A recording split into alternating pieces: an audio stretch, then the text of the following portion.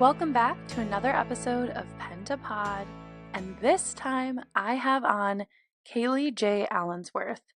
This was such a fun episode to record. It actually was 2 hours long where Kaylee and I chatted. I definitely had to make some cuts and some edits, but overall we had a really great conversation. Kaylee was so honest and open about her writing process, her self-publishing process, and the main lesson I took away from this episode was truly how to stay firm in your vision for your project.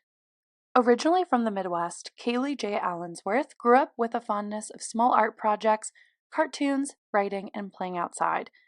After jumpstarting her career as a wildlife biologist in California, she reignited her passion for writing in 2021 and has been on the journey of writing zones ever since.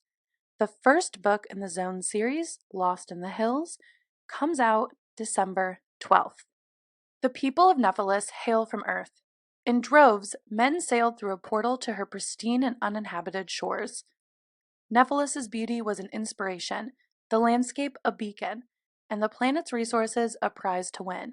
It didn't take long for blood to run through its rivers or drain into its soils. Lucky were the ancient societies whose wars were quick. Others spent lifetimes claiming the dirt under their feet. When men finally laid their weapons down, the portal long since closed. They were no longer people of Earth. Towns turned into civilizations. Trade ensued. Government formed and society advanced.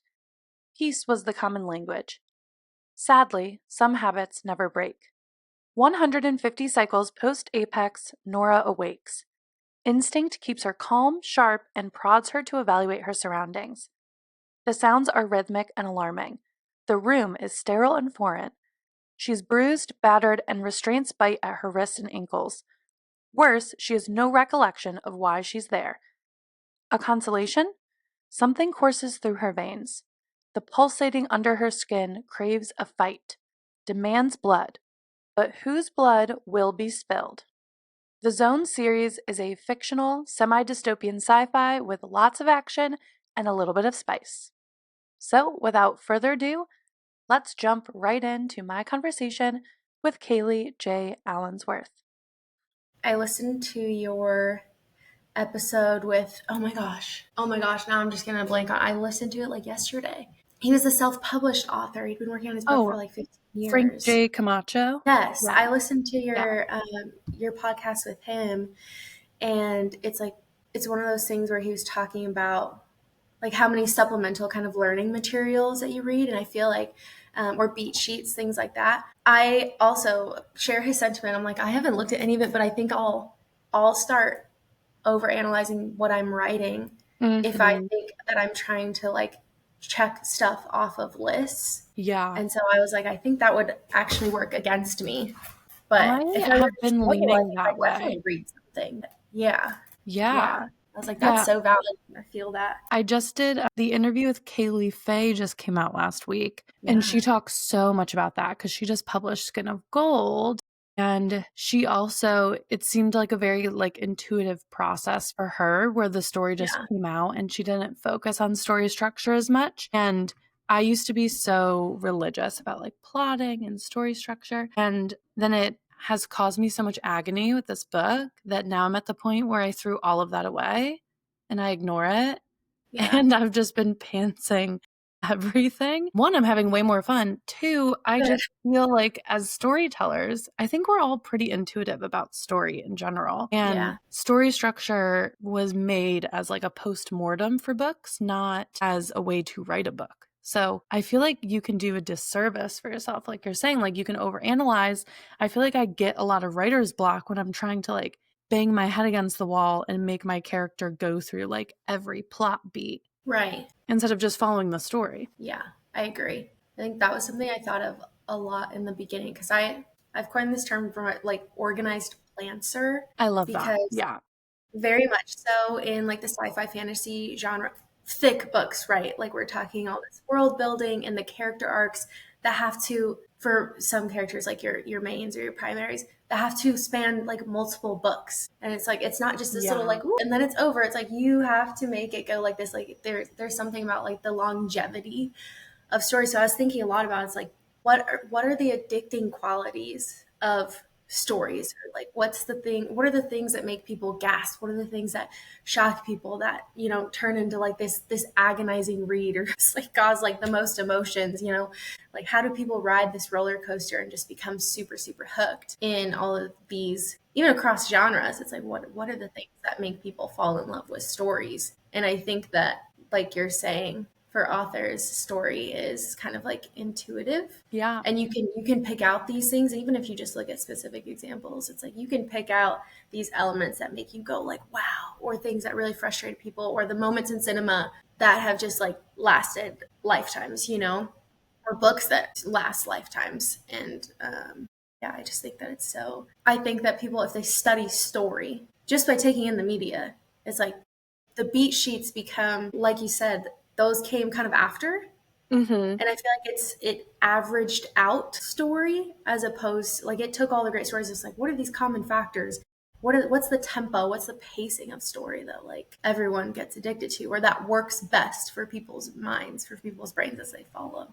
And it's just, Right. like the psychology behind how people love stories and just like writing one and things like that. So interesting. It really is. I mean, that's why I talk about it on the internet too much.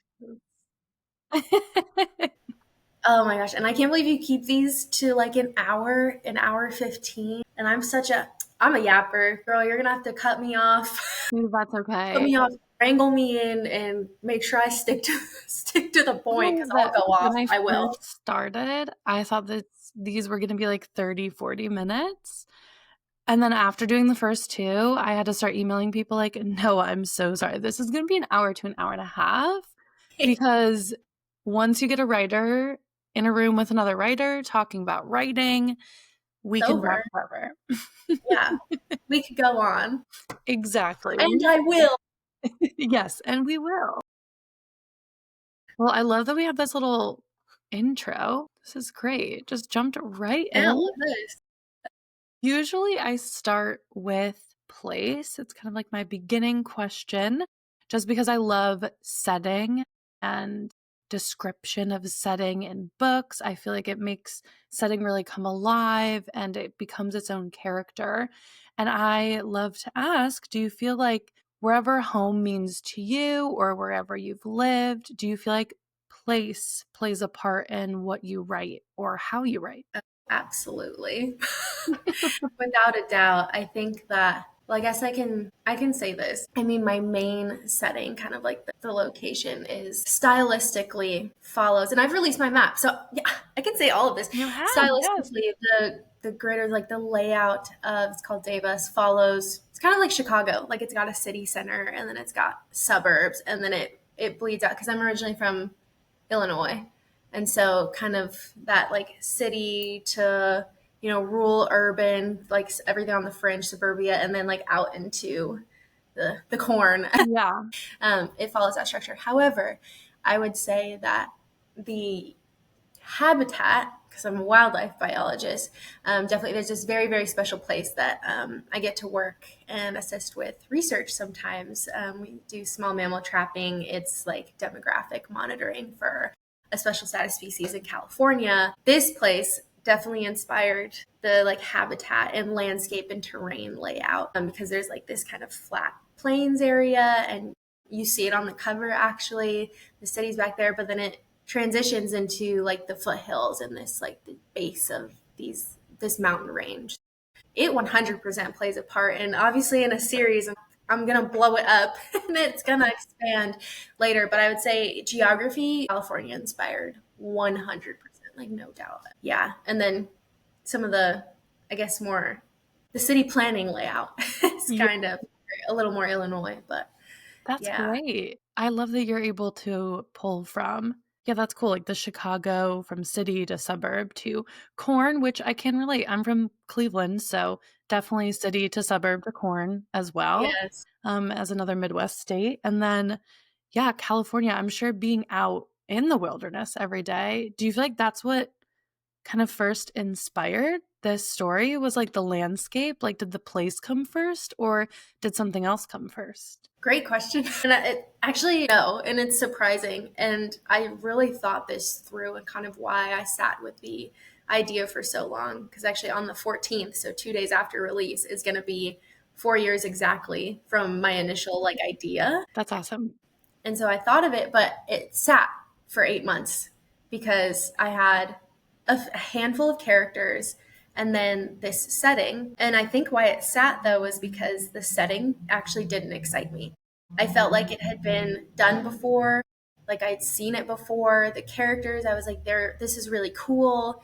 I think I could do something with this, but I didn't have anything past that. Like no plot or background or anything was coming to me at the time. So I just wrote it down. And then I was driving back from work one day and it was a song that really jump started. It's Rainer by R.L. Grime. That's Okay. what jump started these characters like moving around in my head and gaining these like personalities, even at a glimpse. And then I worked the book backwards from there. So I kind of was like, okay, I have these characters in this place.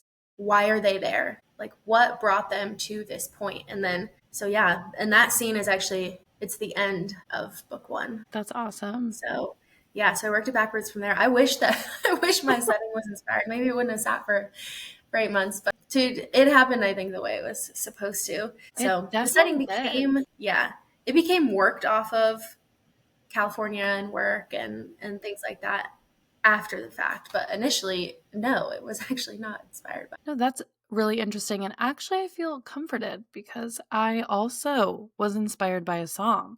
And I feel like I haven't heard that as much yet Yeah, from other authors. There's something about music that I don't know, if you are like listening to music and you're receptive to new ideas, or you're looking to be writing something, or you're just, naturally like leaning more creative, I do feel like it just conjures up images in our head that I'm instantly like, okay, wait, I want to write that. I need to write that. Because I saw that you have a playlist for oh, yes. zones.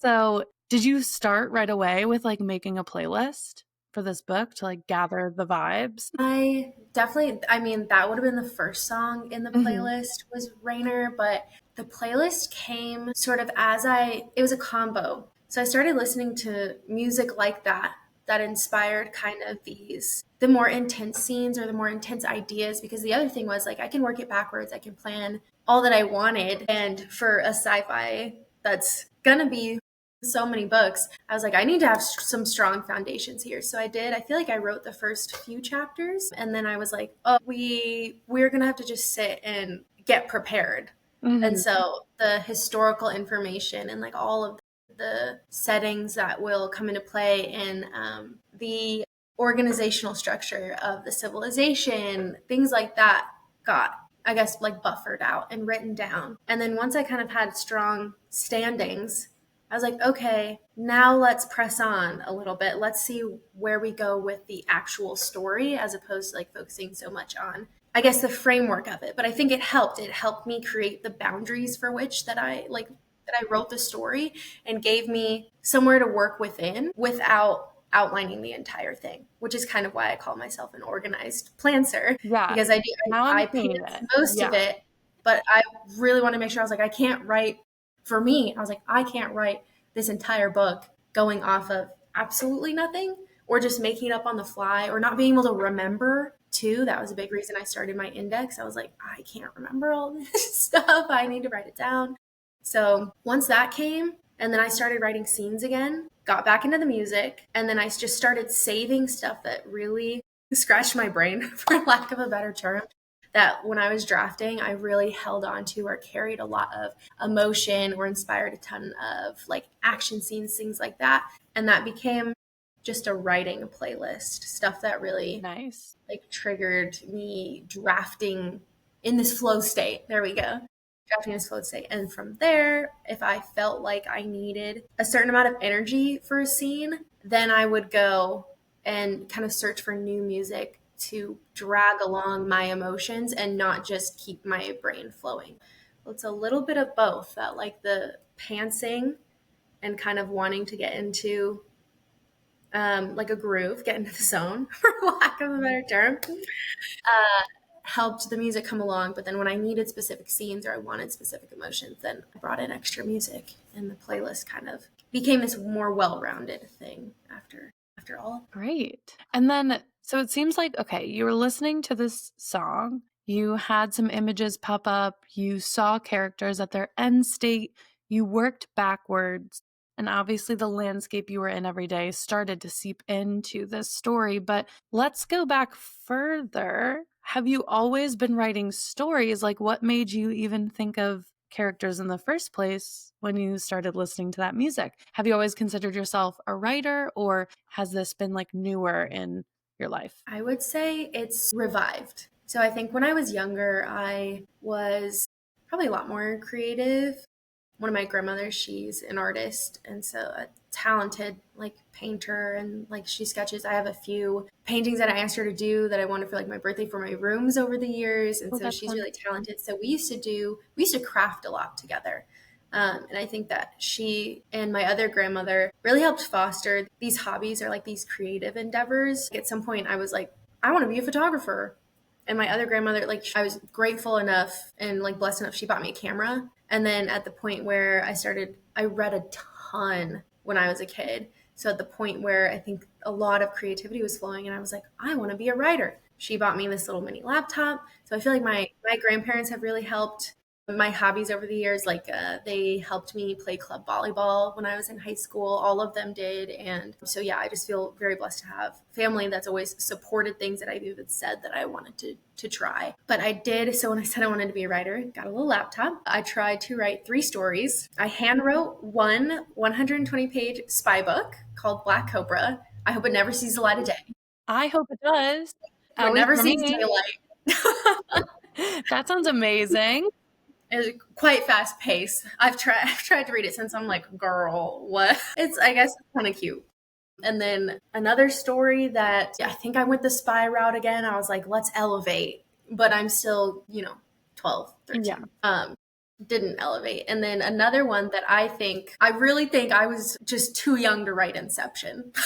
Yeah. Because we were pacing that way. We didn't have it yet. So it's fine that they went ahead and made that what it is. It's one of my favorite movies ever. But the young me is like a little bitter that it wasn't me, but it's okay. So I tried to do that years ago. And then at some point, I think I was just like, you know what? I think I'm just going to stick to reading.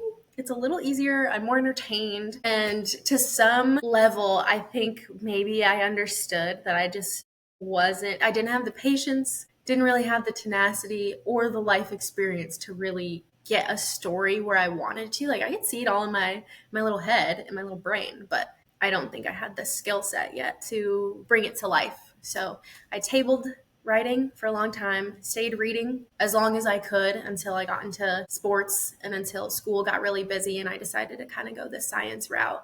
And that's a lot of the other half of your brain, very technical sides to things. So report writing and reading research papers, definitely not as creative. There's a lot of methodology involved. It's like follow the instructions the way that you're supposed to get these results or get some results and then let us know what you got. So yeah, I tabled it for a little while and then I started reading again after I stopped playing volleyball. So what do I do with my free time now? It's like you reach being an adult and nothing else structures your time anymore. Yeah. You're like, so what do I want to do with my life though, outside of making someone else money? It's like, Yeah. what makes me happy? What are my hobbies? So then my roommate read a lot and I was like, wow, I like doing that. I like doing that, right? So got back into reading and honestly, the rest is history. I read A Court of Thorns and Roses, Midnight Sun, and The Hobbit when I kind of got back into reading. And then I watched a bunch of like movie adaptations. I just started reading a ton. And I think my creative brain was like, we're alive. Let's get back into making things. And then yeah, I watched some movie. I don't even remember what it was. And that night it was like, oh, here's some things that you could do something with. Like I could do something with that. And then here we are. That's great. It seems like you've always written with like a fast-paced story in mind then. You went from like spy thriller to an Inception like book and now a sci-fi series. So it seems like that's always been your route. Do you feel like you gravitate towards that in stories? I know you said you weren't maybe reading them, but it seems like movies. Do you gravitate towards like sci-fi movies a lot? I love action movies. So, well, Star Wars, my favorite franchise ever. I'm not going to say it's all good, but love Star Wars. That was a lot of like my one of my grandmothers who she loved Mm, movies and she loved sci-fi and action movies. And then Marvel, big Marvel fan because my dad grew up with all like the comics. So me and my brother are really into that. And yeah, I think I love action. I do It's so too. exciting. It's thrilling. So yeah, I My think that's probably why I went that direction. That makes sense. I think I also get a lot of inspiration from movies because it's just another form of storytelling. And I'm glad someone else likes action films because my husband always makes fun of me. He's like the comedy rom-com guy. And Oh I'm yeah. like, let's watch Transformers Yes. Snap. or like Pacific Rim or something like fun and exciting and lots of action sequences. Absolutely. I don't. You're probably or like FX. Hmm. When I was young, FX. I. It doesn't matter if the movie's been on 4 times and I've seen it all 4 times that day. I'll watch it again. Whatever comes on FX, I was watching. That was always on in my house. So Same. that's probably another piece of the puzzle. Definitely. Okay, I can relate to that as well. Okay, so you've gotten your revival back of creative storytelling. You have your idea for this story. You said it's taken about 4 years. What was that process like? Did you go ahead and write a first draft and then started editing, or like how long did each stage take? I always find it so fascinating because every book is different. It really is. And I so enjoy being in the writing community too because everyone's process is different. Like each stage has its own thing, and then everyone's process is different. And I almost feel like it might almost be book dependent, like story dependent. I don't know if I'll write forever the same way that I've written this book. Like if I ever tackle a standalone, I feel like my process will be different Yeah. just in like the way I'm thinking of how the story should go. But drafting took a long time. I'm a not necessarily edit as I go, but similar to how I thought, how am I going to write this book without strong foundations? Because it was off the cusp, I was thinking trilogy. Mm. Now having thought it through kind of to the end, feel very certain we're going to top out at 5 books in like this main series and then a prequel on the side, but that's a whole other thing. But I feel like similarly to how I didn't think that I could do that or write on, in order for me to get back into the state that I was in when I was writing, especially if I have to stop at a certain point, in order to bring those emotions back along with me or make sure I put myself right back in the moment, I'll often go back and I'll read at least like the chapter ahead so that I can kind of reestablish the thoughts and feelings of that character and what was happening at the time, establish emotions, things like that. But that often comes with me picking through things and saying, like, no, I don't really want to say it that way. No, I want to do this. No, I want to do that, blah, blah, blah. So it was slow. And I did chapters 1 through 9 in January of 2023, I think, is when I sent chapters 1 through 9 to alphas. It was to my mother and my childhood best friend. Hey, those are some Yeah, great alphas. they're trusted. I knew that they were going to tell me the truth, and they did. They tore it up. I asked them to, and surprise, surprise, I was like a little offended. Yeah. You can't see this. I described it perfectly. It's like, what do you mean this is unclear? Like, this is what I said for this, blah, blah, blah. And it is, I had to kind of take a note out of volleyball, like to be coachable in order for you to improve. It's like, it's hard when you're in your own shoes or you love something so much to see its faults. And so it's like to kind of like step outside of that and not take it personally and realize that like a lot of feedback, or especially when you ask people for feedback, they're going to give it to you as long as, they are trying to be like honest and things like that with you. So yeah, I asked, they delivered. I was kind of mad. And then I realized, no, they're very much right. So just getting 1 through 9, which is, I mean, the foundations for this entire thing, restructured and to make it so that it's smooth, so that it makes sense. So I could think past it. Because if I'm thinking too much about something, I can't go on. until that thing is offloaded in a way. Or I have so many other scenes written at random for other books in different documents because if I don't offload, my brain just reaches capacity and I can't pants if there's stuff that I have planned. It's like Yeah. stupid, but yeah. So the beginning actually took the longest. And then I took not necessarily a year off, but I had one of my grandmothers pass away, and that took a toll. I had a big move, not a career change, but a job change, and there was just a lot going on at once. So I didn't work on this like I had intended, but 2024 hit or like late 23, and I was like, you know what? Let's get into it. And so I started drafting like a maniac, and I finished the first draft in August of 24. Nice. And along that time, I also started book two, and I tandem wrote that, and that was just the best thing for the plot. I think I've made a reel or two about it right when I Yeah. started my book page, or maybe somewhere in the middle. I don't even remember anymore. It's like I wouldn't recommend tandem writing unless you have to, but it's just one of those things where with how I format book one and book two, that's the best scenario for me to write it to make sure everything is smooth and I'm not missing things, sort of thing. Right. Because I don't think my index could not have helped me, no matter how well I wrote it, going into book two. If I had waited that whole time, so book two is done. Like the first draft is completed, and it's actually with my Awesome. developmental editor right now. Yeah, and I'm glad I did that. It was a labor of love. So I guess it's been 4 years, but in that time, I've actually written two books, one Mm-hmm. about to be published and one in the middle of, or at least about to start the editing phase. That's So great.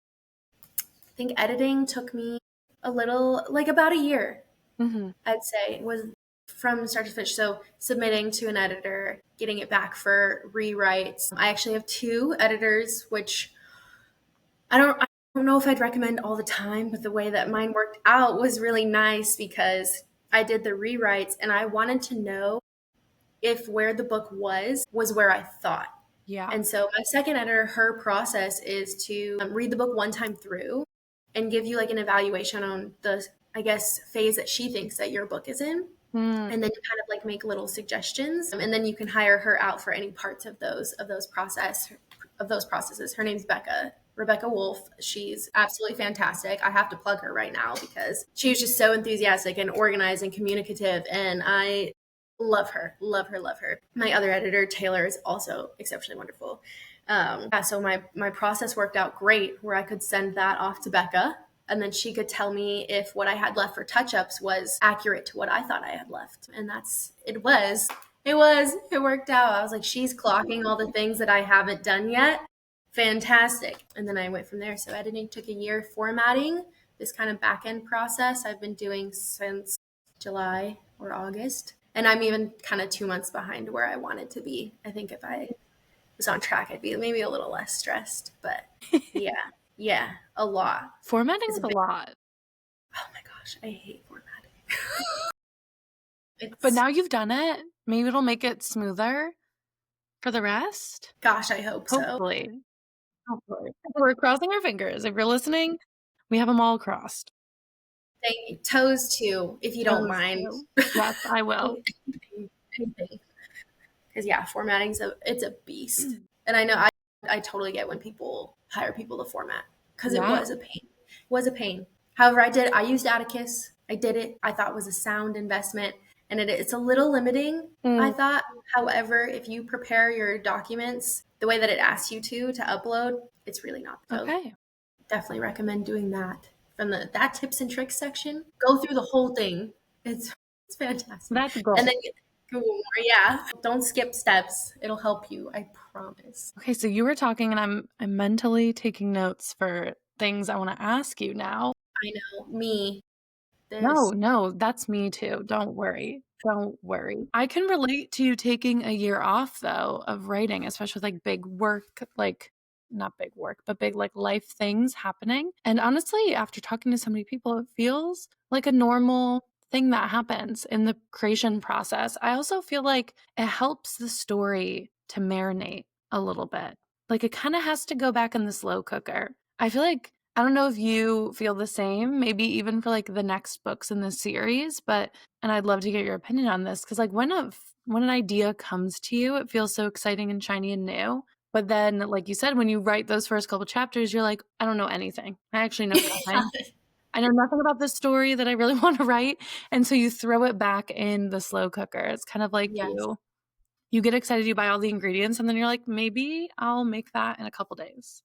Yes. Not ready for the oven yet. Yes. You try again. No, I 100% agree. And I think that, gosh, I think that it's something where we're like living in this time where we're supposed to like optimize Mm, and be as productive as possible, even in like our hobbies and our creative endeavors, where we're supposed to be like churning out this product, like we're on and like we're each individually this like factory with an assembly line, and you can just yeah. like consistently crank things out. But not everything is meant to be fast, Mm-mm. or like not everything is meant to go from point A to point B in such a short amount of time.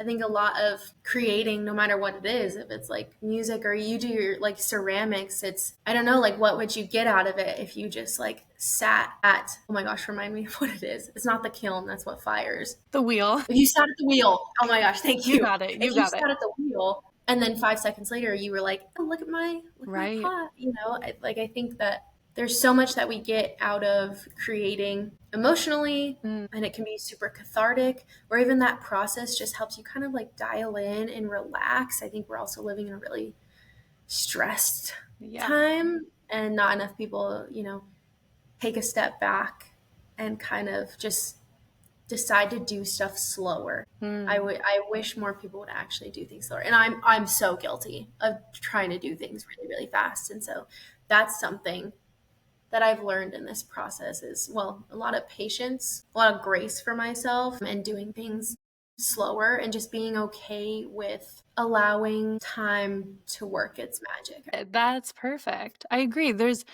beauty in the process. And like you said, this was your first book writing, at least as an adult. And you have a process, but it could change, which I agree, by the way. I think every project calls or asks for something different of us. And so the process kind of molds to what it's asking. But it sounded like, correct me if I'm wrong. So do you write out of order? Good question. When the story calls for me to write out of order, I do. However, I don't really, as the organized planner, I don't really like that. Mm, However, it's if I'm listening to a song, if I'm listening to music and all of a sudden it has inspired, this new song comes up or an old song, and it has now inspired something in book 4. Like, I'm sorry, I don't stand a chance of writing that right now. We are not there yet. yeah. However, that will take up, especially if I think it's fire.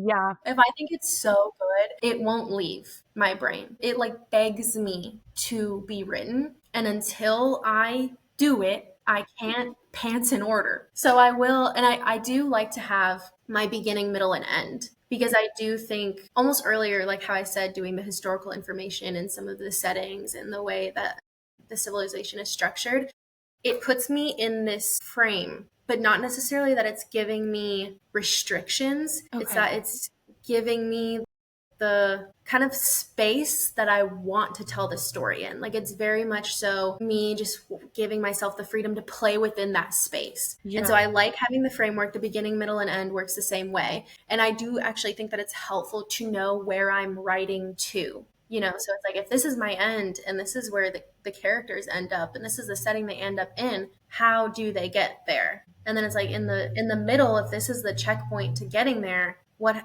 happens in between. It's more of a to B to C to D to E without being super super structured. Yeah, I think that's like the best way to write. I was saying in the beginning, I've kind of foregone I used to do like a 6-act outline. Yeah. Yeah. No, I can't anymore. Too much planning. Whereas I think instead, like you're saying, like as long as you know the beginning, middle, and end, you gave yourself a framework, and then you're really focusing on, I think, something that's going to make your story probably feel more organic than maybe some where if you use a very strict outline because you're going off of cause and effect. So you're like, okay, this happens. So then this has to happen. And since that happened, now this happens. So you're like setting up the dominoes.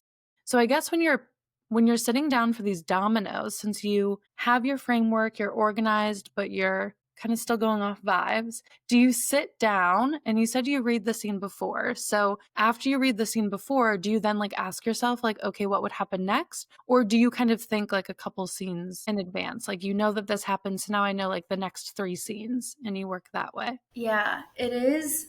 It's a lot of thinking ahead of time. So I'd Mhm. say it's less of like the next time I sit down. The next time I sit down, I've probably gone through the process of thinking about what I want to do next. I mean, at least 5 times. And it is, I'll say this, I don't think I've said it before. Zones is multi POV, at least one is. Book two is also multi POV. I might as well say that's fine. But it's multi POV. So, kind of the first thing that I do after I'm done with a scene is I also go into, okay, well, who's going to tell the story best next? And I know like multi POV can get messy. I don't write third person omniscient. I think that can get a little tangled if you don't really keep that bird's eye view, but I write in Right. third person focused with inner monologue in italics. I find it very, I guess, easy. I find it easier that way to slip into my character's shoes and really write each one with like a solid identity. Yeah. And so part of it is a lot of the plot. I'd say if ever I think all my POVs, they kind of have their eye on the same plot, but there's parts of the story that are best told by someone else. And so that's a big reason that I use multi POV. And I think once people start reading it, they'll see why. And I guess I can also say, I mean, I open with an amnesia trope. It's kind of hard to follow an individual and stay intrigued when they don't know anything, Yeah, when they're not supposed to really know what's going on. That would really drag. And that was part of the reason that I switched POVs in the first place, was even when I was writing, and I can say her name, when I was writing Nora in the beginning, I was like, I'm kind of sick of writing you.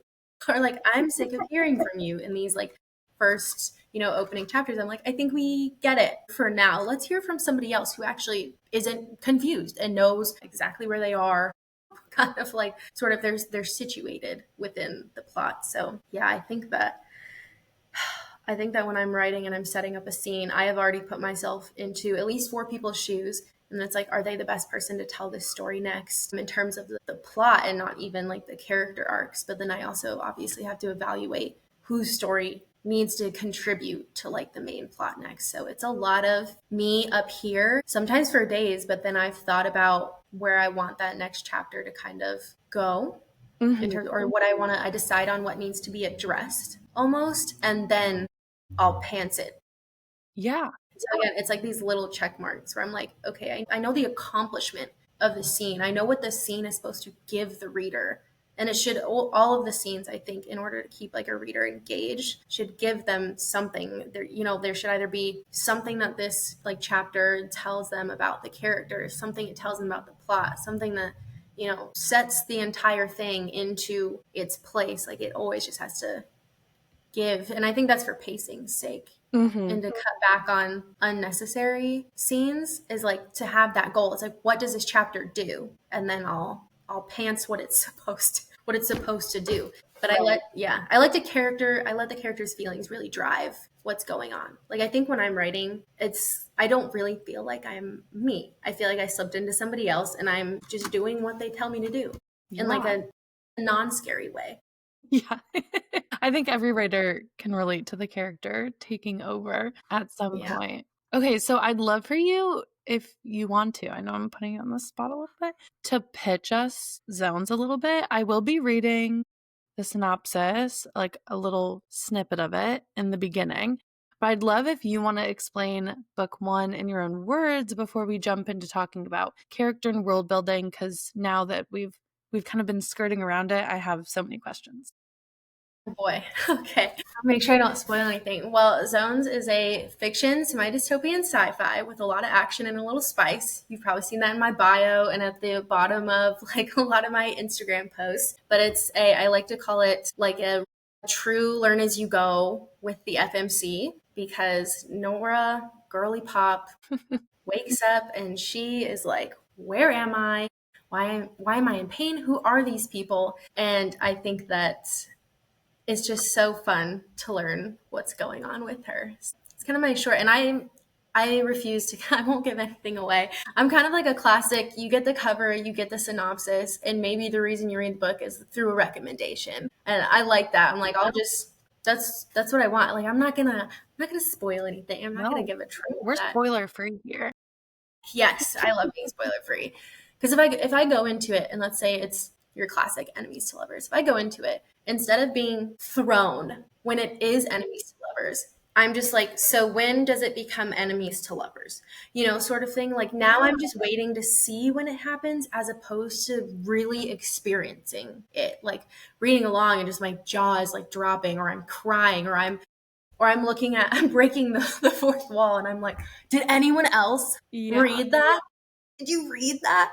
And then I just feel like I'm either sitting and waiting or I am pushing my own expectations onto a book. Mm, And that's something that I really didn't want to happen with zones. And I mean, people will do it anyway, and we do it subconsciously.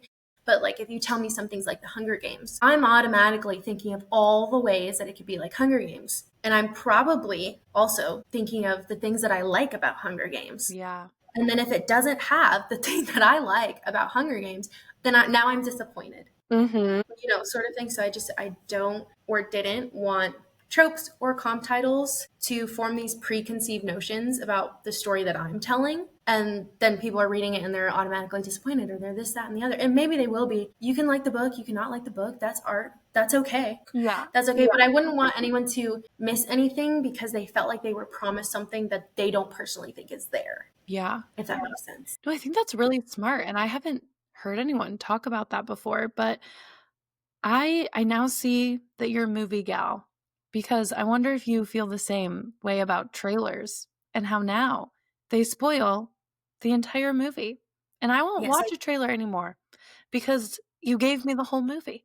I will never forgive. It was still fairly good, but I'll never forgive Suicide Squad Mm, because every big scene, every fun scene in that movie was in the trailer. It was in the yeah, trailer. I'm watching it. I'm waiting for like these bigger moments that I don't know about. And it ended. I remember the first time it ended, I was like, I feel like I already had seen the movie. right. It was fun and entertaining to like get it all strung together in like these little parts. However, yeah, I felt like I had watched the whole thing already. And Yeah. in that way, it was very disappointing. And so yeah, I don't want to do that. Yeah.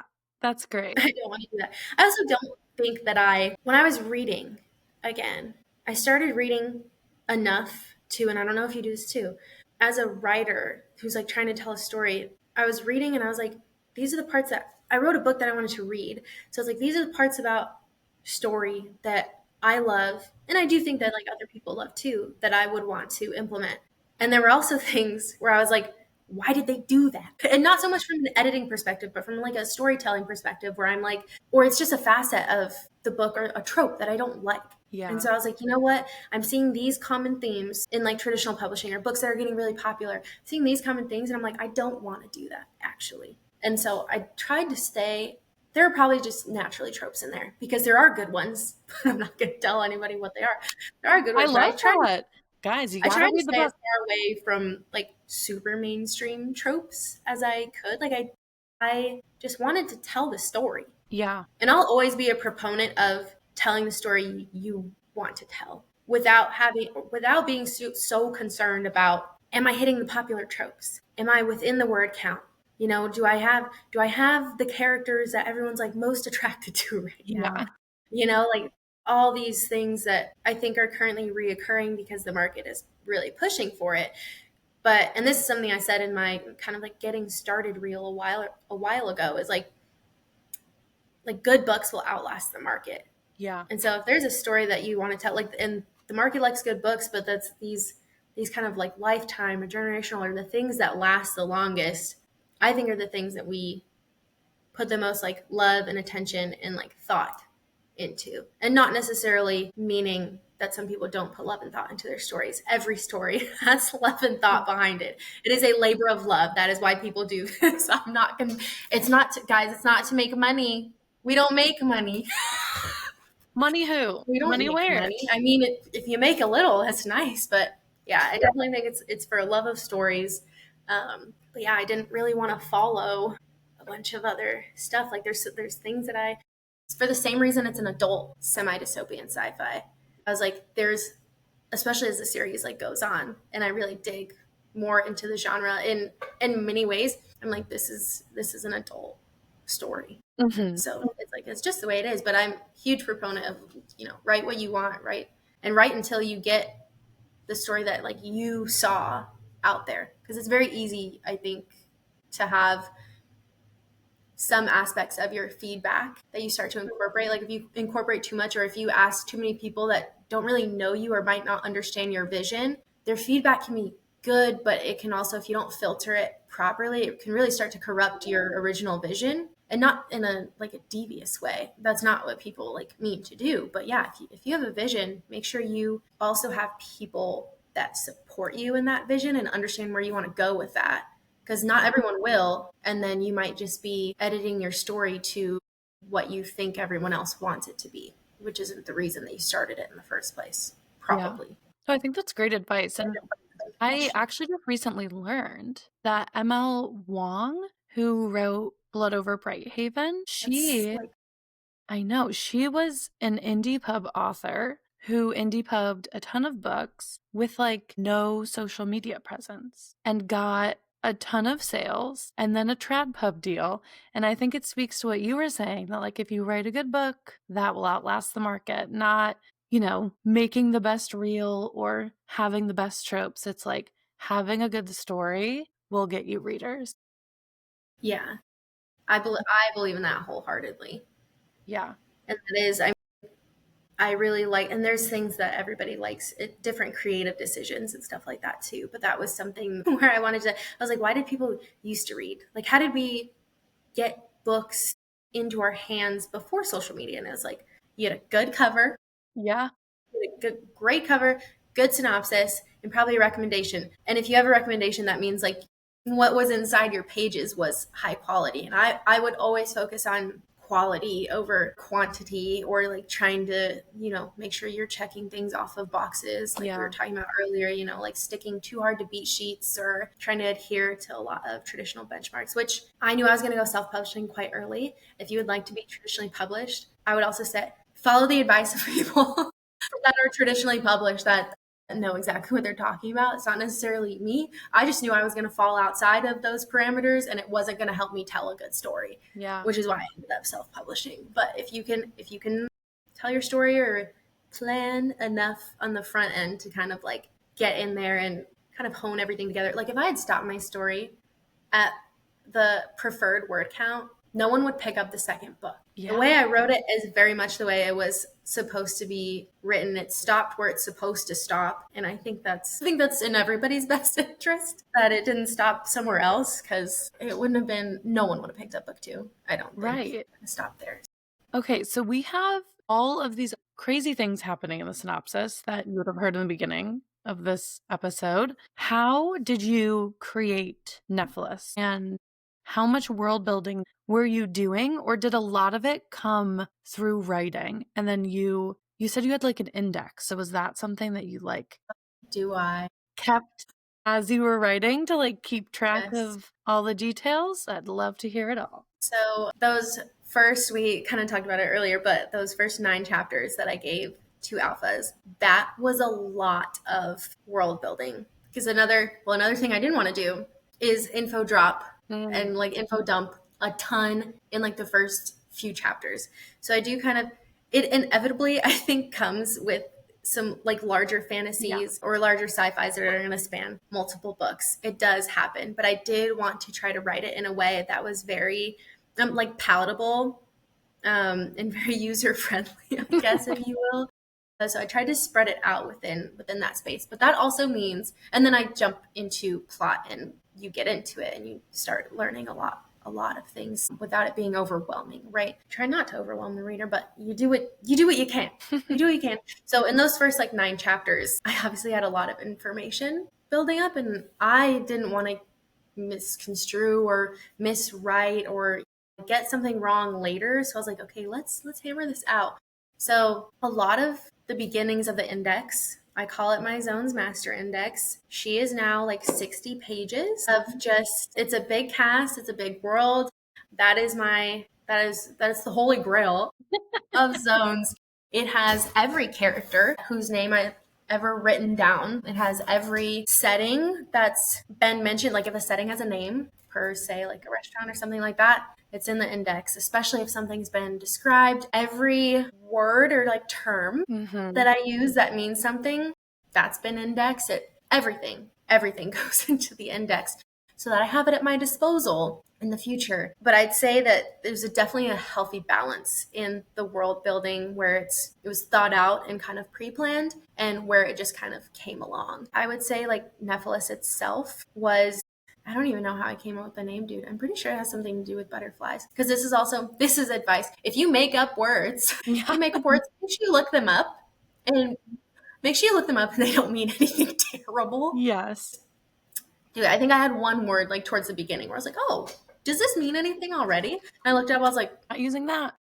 delete, backspace, something else, anything else. So I think that a lot of, and I couldn't think of the entire series right from the jump. Mm. And so I kind of framed what I could, or I framed what was going to be relevant to me in the foreseeable future, or like I had my end at that point, right? So I tried to just buff out the confines of like how I wanted the civilization to be structured and kind of like very local things. On my map, actually, I'd say anything that kind of fits into that geographical space or the structure of the some of the organizations there and things like that, that was planned out. And I did have a had a big picture for what this was going to look like, so I did do my best to plan out things for future books in terms of world building so that well, it helps with planting Easter eggs, right?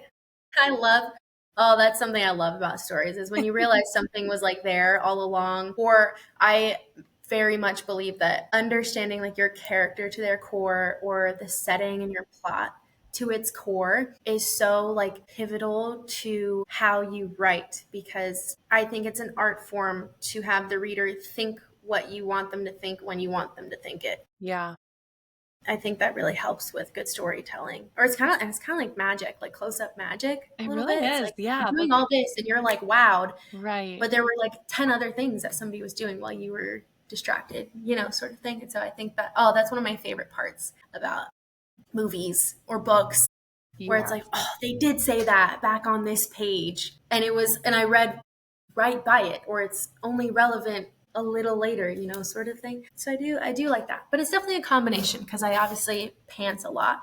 And so if they end up at if someone ends up at a coffee shop, like I made that up. I didn't have to Yeah. think a coffee shop at the beginning. That wasn't one of those important like elements to writing the whole story.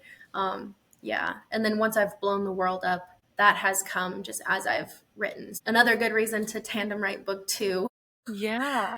was how I structured the story, but also where I knew it was going to go. Good to have those things before publication. Because I include book one's 2 parts, book two's 3 parts, but I think that kind of my first phase, if you will, in the entirety of the series is book one and then parts 1 and 2 of book two. So that means I had to know a lot of key information before publication. Yeah. So, yeah. Okay. And so you said, knowing intimately about your plot, setting, and then character. And we have a lot of POVs. So, a couple questions here. One, I guess, is how much about your characters did you know before you started writing them? Or did you find out more about them as you wrote? Another combination. Try to keep this one short and sweet. I had obviously my main character, Nora. She was the first one to really come about, but I did in that initial vision have other characters. And so I saw them very clearly, or anyone that has a POV, I see very, very clearly. And I would also say my world is quite diverse, but just because it is, like for the sake of like people are just around, or at least, and that's like the world that I've always like lived in personally is just like it's just a diverse, and especially living out here in California now, like Yeah. coming from the Midwest, maybe not until you get to like a larger city and stuff like that. But diversity to me, it just is. And so I saw, or I have a very diverse cast, and some people that are kind of like side characters, I might know the color of their hair, Yeah. but other than that, like some people are just really or some characters are just really kind of ambiguous. They can be whatever you want them to be. But some characters I've gone, not at length, because I don't like repeating myself too much. I was like, you get it or you don't. But some characters had a very specific look from the jump and even had a very specific personality from the jump.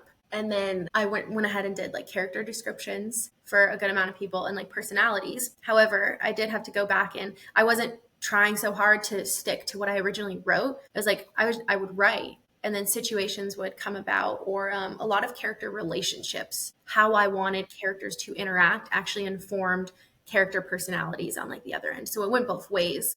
If I was writing dialogue, I wrote whatever came naturally, whatever I pantsed. And then that really helped key in and kind of like lock in where I saw everybody. And I feel pretty grateful that it worked out because sometimes you can write and some characters sound like another one that you may have, or they're not like as individualized as some people like may want them to be, and that kind of might get buffed out in the editing phase or something like that. But I feel confidently that I've written very individual characters, no matter whose POV you might be in. I think you're gonna, after you read through them, you're gonna recognize people without necessarily needing a header on it. There will always be a header for the POV, Yeah. but I do think that, you know, everyone really came into their own with the story.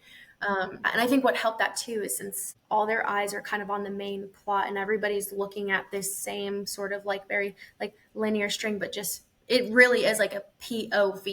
Like you're Yeah. going through the story just with different people, as opposed to maybe some other books where, okay, you have these characters, it's their POV, but it's kind of like it can get like subplot Mhm. esque, you know, sort of thing. And yeah, it's just, I don't know, it's just a lot of fun to design Yeah. and step into different shoes and challenge myself to, and they kind of created themselves, but I guess challenge myself to make sure that the voices of the characters were heard and like not just my writing or not just Snora's POV and things like that. But I do think that the plot and character relationships helped inform individual characters for sure. That wasn't short at all. That was good. I liked I was that. like, I think I can do this one really fast. It's just too fun. It's too fun to talk about Well, writing and creating things. are you able to say how many POVs we have? I could. Only if you Could. want. Hold on. Not everyone has the same, they're not given the same amount of time, but that's because they don't Like all that. need it. I love when Um, stories do that. I think it's so fun to like flip a page and you're like, what? We get this person's POV. That's so cool. yeah. Yeah. So I will, there's I gotta count on my fingers. Wait. Yeah. I have a cast. I do have a cast. Yes. They're not all in all the time, but okay. And I kind of like breaking my characters down into tiers. Okay. So I have like Nora's my main character. Yeah. She's my girl. Like she's the bread and butter here. But I'd say I have two other characters that I would also rank in like the like a primary tier Hmm. in terms of like how I'm telling the story. And then I have book two, this expands, but my kind of secondary tier characters where they're like pivotal supporting characters sort of thing. And then I have my tertiary where a lot of that, it's mostly one character, serves to almost be that third person omniscient if I were to step outside of them. But instead, I do it from a character's perspective because they're in the story. And so then you get the perspective of someone who's maybe not completely involved in the thick of the things going on, but they are around and they see it all. And so then when you zoom out a little further and you like observe how these characters are moving and feeling and acting, it's just like, yeah, I just really wanted to. I did multi POV because the story is just best told from certain perspectives at certain times. Yeah. I think there's like 8, but don't panic. Nobody panic. No one Don't panic. panic. Half of those people probably have less than 2 chapters. Okay. So I think there's like 4 Yeah. people where it's like they just kind of pop in and you're like fun, like you were saying. It's like this person's perspective, but then there's probably like there's a strong 3 for sure, 4, and then kind of the rest Okay. trickle in. Yeah, That's very fun. no one freak out.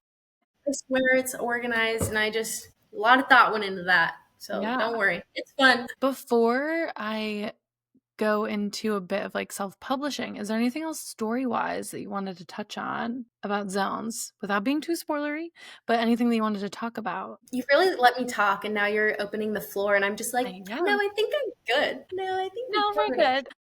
Oh, I guess the spice, because this is a hot topic. Okay, yeah, I'd love to talk about that. Thing has it or it doesn't. And I really will try to be quick because I don't think that it means a lot. People, I think, can write open door or closed door. You can do whatever you want. But when it came to the spice and just writing this book in general, being like a movie girl, a story girl, I was like, give me plot. I Mhm. want plot. I want a great story. And any spice that's in what will be like any of my books, if it's there, I'm gonna write it to reflect the characters Yeah. and their relationships. Like I'm not gonna, and I try, not even tried. I think I accomplished this. I didn't want it in any place where it didn't need to be because Mhm. I really did want to focus on the story. Like there's a romance sub, but it really is a romance sub. Like it's not the predominant thing. It's not the big picture. I think it is will appear as a large part of the story. And I mean, I won't say between who or how anything ends out or anything like that. But yeah, I think if you're gonna write spice, or whether it's like quick or slow burn, I would just say just like really make sure that you understand the dynamic between your characters because I think it's best written when it is complementary Yeah. to the relationship at hand, when it's like fitting to the personalities that you've taken the time to learn, sort of thing. It can be, I feel like I've read a handful of books where there are times where I feel like this feels random right now. Where Mhm. I'm like, I can see where something might have like come from, but it doesn't feel like within the story with what I know. And that's like, that can be personal too. Like this Yeah. is my personal opinion, where it just doesn't always feel like it's in the right place yet, even if it's warranted later where I was like, that came really early. I didn't think they were clicking like that yet, sort of thing. So, yeah, in terms of spice, open door, closed door, right, whatever you see fit as the author. However, yeah, I would say that it's quality, always quality over quantity. But yeah, it's very much so correlates to the actual dynamics of the characters that are in the book. So it comes when it comes. Yeah. No pun intended. Great pun. No, I definitely agree. I feel like we align on a lot of like writing and story philosophies because there are definitely books I've read where I'm like, does this need to be happening right now? Yeah. You just made me pause on like a really big plot moment and I'm like Yes. skipping through it because I'm like, okay, they're kissing. Cool, cool, cool, cool, cool. What's happening with the plot? Like, this has nothing to do with the world around them. So I agree. I like spice a lot more when it's in line or in tandem with, what's happening to the characters or to the world if it's used to develop a relationship or even a storyline. Like I think that's way more impactful for the Yeah. reading experience, for sure. I agree. And it is in some cases, it's like, well, you're also, I mean, you love the plot, but in the thick of those moments, it's like, well, there's not like a ton of plot in Yeah, it. yeah, yeah, I was excited to kind of do like the skip guide because if people don't want to read that, they yeah. don't have to because it's not like main plot, it's the character relationships and dynamics. And if you at least can see that that's where it's leading, Mm-hmm. if it's not your cup of tea to read through that moment exactly, that's fine. Then you can go ahead and you can just skip it, and it's not going to inhibit what you know about the plot. Mm, Sort of thing. I was like, plot first, and then the spices. That's fun, yeah, but it does. I'm like, that's just where it went. Another reason I wrote an adult book. I'm like, it just went there, yeah, and that's real life. yeah. To say that adults don't do these things, don't be silly. Right. Don't be Silly. silly. It happens out there in the real world. And I really wanted to write characters that were as complex as real people. Mm-hmm.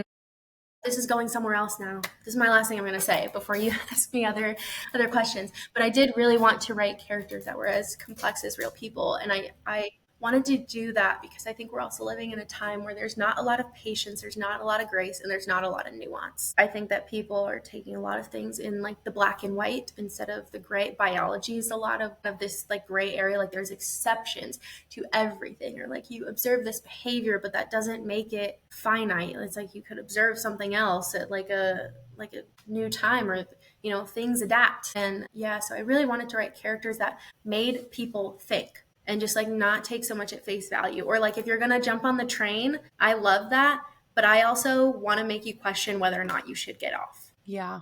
Yeah. And so that was something that I really really wanted to do, was write a dynamic cast of characters and not a lot of, because you don't want to mix it up, right? You don't want it to Mhm. be too complex. You need those anchor characters Yes. that like you can count on.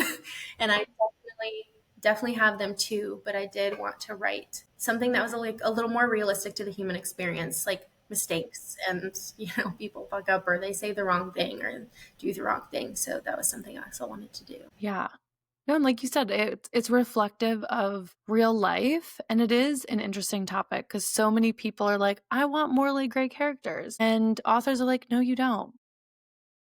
No, you actually don't, because people will sometimes like get mad when, a character makes a bad decision or maybe an actually like morally gray decision. But I do think it's important to show that, like you're saying as well. So that's great that you have it in your book, like how complex people are. And people might make emotionally charged decisions and they're not going to be great and they're not going to be good for everyone, but you still want to root for them. And I think it's important to show those sides of people too. Yeah. But yes, but I love within the realm of like story. I love good debate. Mm, When yeah, you're talking about like stories, when you're talking about movies or like characters you like or plots that you like, or reasons you do or don't appreciate something within a story, I love the discussion yeah. surrounding it. And I might be someone that's like, I'll die on this hill, but I love the conversation. Okay, so you heard it here first. Zones is your next book club book. Yeah, Book sounds is your club pick. please. That'd be so cool. I would love, oh gosh. That's awesome. And so it sounds like throughout this whole conversation, you very much had like a strong vision for your work. I feel like that's like kind of the through line. And I feel like that's so important when you're writing. You have to really stand by your vision and kind of stick up for yourself at every point of the process with how you want the book to be seen and perceived. And that's kind of what you're, basing all your feedback off on. Is that also kind of what led you towards self-publishing? You were like really staunch in your vision. And I know that you said it like a little bit, like you knew you were going to kind of fall outside the box that traditional publishing likes to put authors in, of like word count restrictions and other things like that. So is that kind of why you steered towards self-publishing? I'd say yeah. I'd Yeah. say I don't think I have to think about it too long. I kind of said it earlier. I was at about 135,000 words already at a point in the plot where I was like, this, I was not close to the end. I was like, this is not the stopping point. Like, I don't even know if at the time that was technically happening. Now that is probably about with editing and how I trimmed back part one, beefed up part two, because that's what it called for in the rewrites. But at the point where I stopped and I considered publishing, where I thought, oh, you actually have something that you might be able to share with people, I was like, oh, we are so outside of kind of the rules here. And it was also at that point where I was like, well, screw the rules. And not in a disrespectful way. I respect anyone who's going through oh my gosh, like that whole thing with the smiley faces and Yeah. oh my gosh, it Intimidating. just, yeah. And it's like to get an age, oh my God, it is another labor of love. No matter which way you go, whether you go trad or you go indie, it's like there's gonna be work involved. And the more I learned about traditional publishing too, is like the author is still the driving force on the story. No matter which way you put it, it's like you write the first draft, and it's like, well, you got to get it to an editor. And I was so misinformed about what an editor did for you.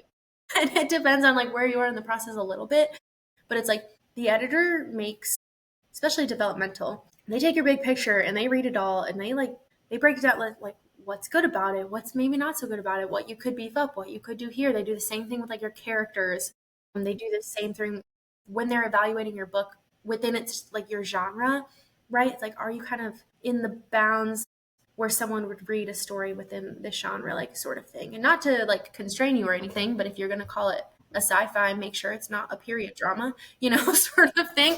But yeah, I was like, oh my gosh, yeah, this is really, it's all the author. And there's so many people that help you along the way in both.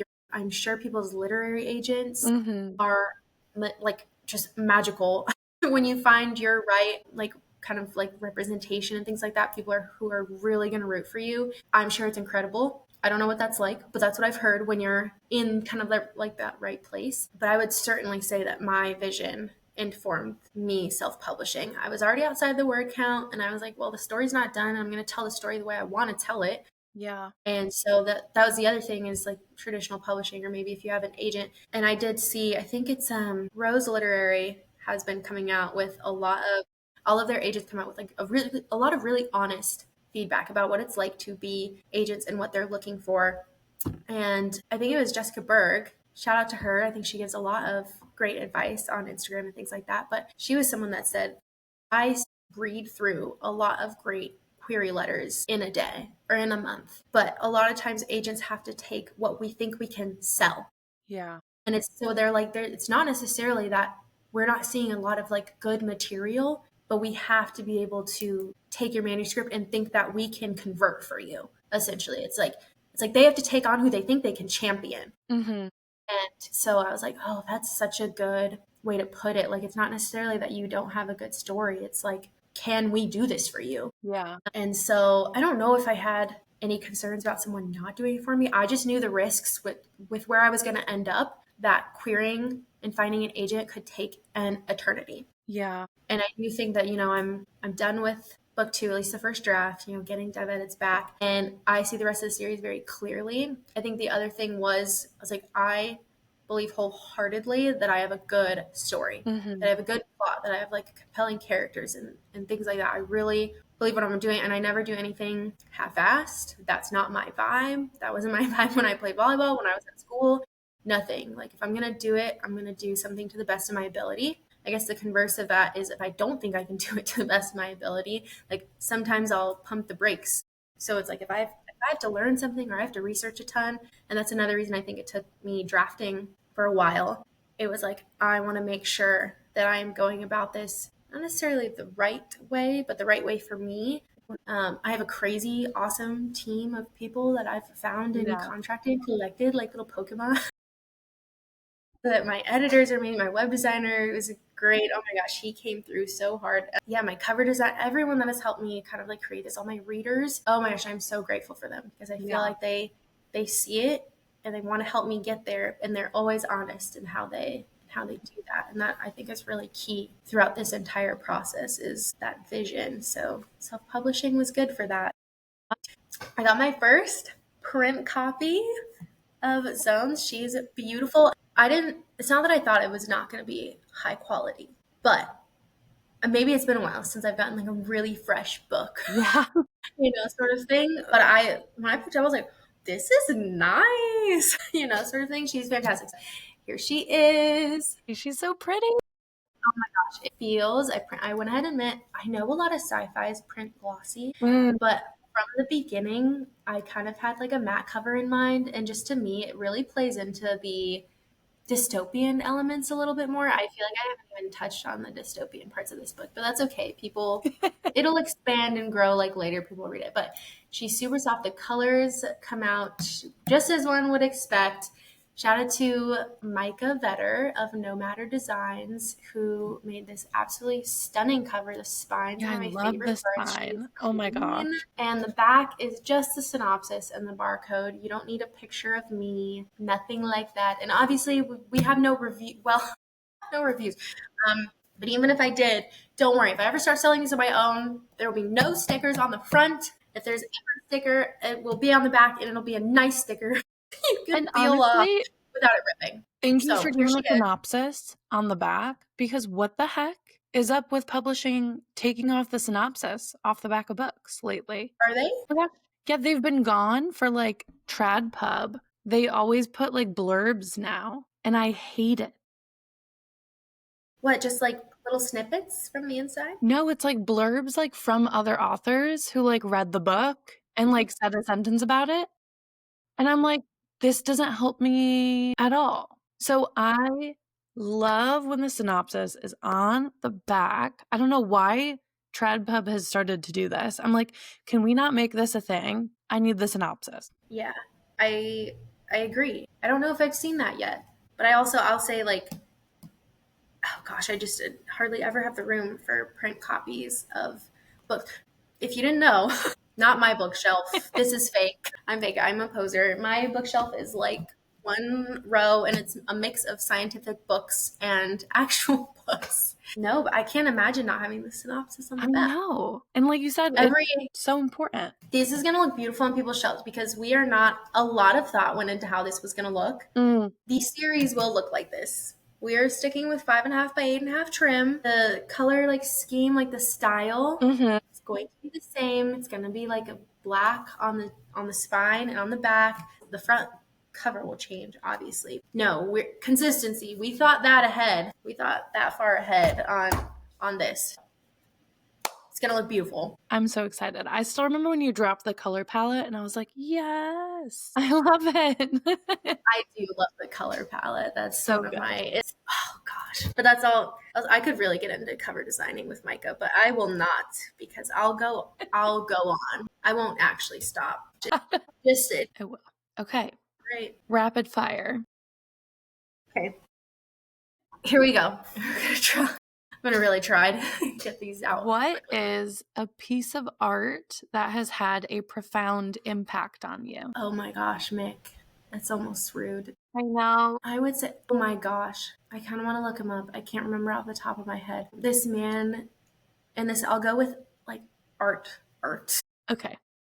On a canvas, painting. This man does these amazing landscapes of cities. And I'm just, every time I watch his process, it starts off, he like stencils it in, or like he like kind of has it in there just on pencil, and then he goes through with the like the spatulas, and like the way that he just transforms the canvas into these cities with all the lights, reflective water, and it is just so, and it almost looks a little sci-fi too. He's absolutely incredible. I wish I had his username off the top of my head. I follow him on Instagram, but every time I watch the whole thing, I'm like, how do they see it? How do they take blank canvas? Yeah. And I guess it's kind of like one might ask the same question about stories. It's like, how did you start with nothing in a document and then you write a book? But like artists, like a blank canvas and then it just lives. Yeah. That is just astounding to me. And then the other thing, brain chemistry changing movies, Christopher Nolan. And I mean, a lot of that comes from the scores. Yeah. The movies are fantastic, but come on. Hans Zimmer, Ludwig Göransson, be for real. You don't even know it's the music.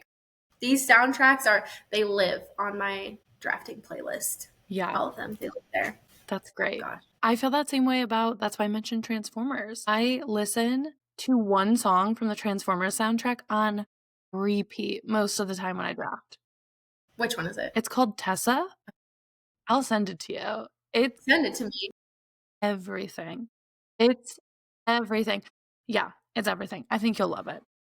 Okay, yes. Please send it to me. I love movie soundtracks. What is something totally unrelated to writing that you're obsessed with right now? Boxing. I started boxing in 24. And I'm on ClassPass. I also really like ClassPass, like the studio classes. Like I like going into like a physical gym or a studio space. Yeah. It's a lot of fun. But I started boxing in 24, loved it. They took my studio off ClassPass. I was like, boo. But it's back at a new location. I'm so excited to go in again. And now I have my own gloves. So even if they drop my studio class, the gym that I've been using through ClassPass has bags there, and we are not stopping. I love boxing. That's awesome. And it is, no one try to come fight me. I'm a bag girly. Yeah. What reality show do you think you would totally crush? I haven't been watching as much like reality TV lately. Oh my gosh. Oh, you know what? This is not a reality show. I guess it kind of is like the game show. Squid Game. Yeah. No, they made it as a reality show. Yeah. They made it as a reality show. I feel like I can play. I grew up in a board game and like playing games. Same. I love games. I'm very competitive, and I think that I'd make it. Love it. But we just finished the end of season 3 of Squid Game. Mm-hmm. Wow. That is some good storytelling. Yes. Yeah. It's like it's gory for sure, but it's everything that snaps. Mm-hmm. Squid Game is such a good TV series. It really is. And then But yeah. what would your warning label say? Warning label. Oh my gosh. My warning label. It might be hold on, I got it. You can cut all this part out because I do have it. I'm just trying to figure out the best way to say it and not incriminate myself and make myself sound like a psycho. If you didn't do it her way, she'll probably do it for you. I like that. Which is so, I'm unlearning that. Not everything has to be my way, and other things get done in other people's ways that are also efficient, and like things will have. It's not my way or the highway. I know this. I'm an adult. I do really like efficiency. Yeah. I'm like, I don't want to do things that like waste a bunch of time. As much as I like efficiency, it's got to be thorough. Like job done right, job done well. Yeah. Sort of thing. So yeah, that might be my warning label. I feel like I've grown out of that a little bit, but if I had to think of one off the cusp, then that's probably it. Sorry. Like that one. No, I can get behind it. And then the last question is, where can listeners connect with you and find your work? You can find me on Instagram at Kaylee J _writes. I now have a website, author KayleeJAllensworth.com. That is where you can find in the future all my books. But for now, all things zones are also on that website. I have a Substack as well. I plan on doing some kind of like, I guess, long form explanation on the process and kind of what I was thinking when I was writing zones, or at least this first part, book 1. So yes, Instagram, Substack, and my website. Yeah, everyone can connect with me there. Perfect. Okay, we're done. This might be the chattiest episode I've ever had, and I love it. Go figure. Like I'm not surprised. Yeah. I'm not surprised. I know I like to talk. That's just what happens. Yeah. I was so excited to do this. Yeah. When you were like, would you want to be on my I was like, I died. I was like, I'm deceased. She just asked me to be on a podcast, and I love to talk. Yes. Like, that's maybe a mistake, but I was so excited. And I've never I think we've voice memoed before and just chatted on it. Yeah, we've voice memoed and chatted, but this is nice to chat. And I have pre-ordered the book, so I cannot wait for it to come out. Thank you. Yes. I'm so excited to read it. And thanks for happy reading. Stopping in. That is, of course. Thank you for having me. Thanks so much for listening to my conversation with Kaylee J Allensworth. The first book in the Zone series, Lost in the Hills, comes out this week on December 12th. Be sure to grab a copy or go ahead and request it from your local library or local bookstore. As always, if you enjoyed this episode, share it with your writer friends or friends who read and want to pull back the curtain a little bit more on an author's journey. If you're listening to us on Apple or Spotify, you can go ahead and follow so you never miss an episode, as well as leaving a review, which always helps us. Thanks so much for listening, and I'll talk to you next time.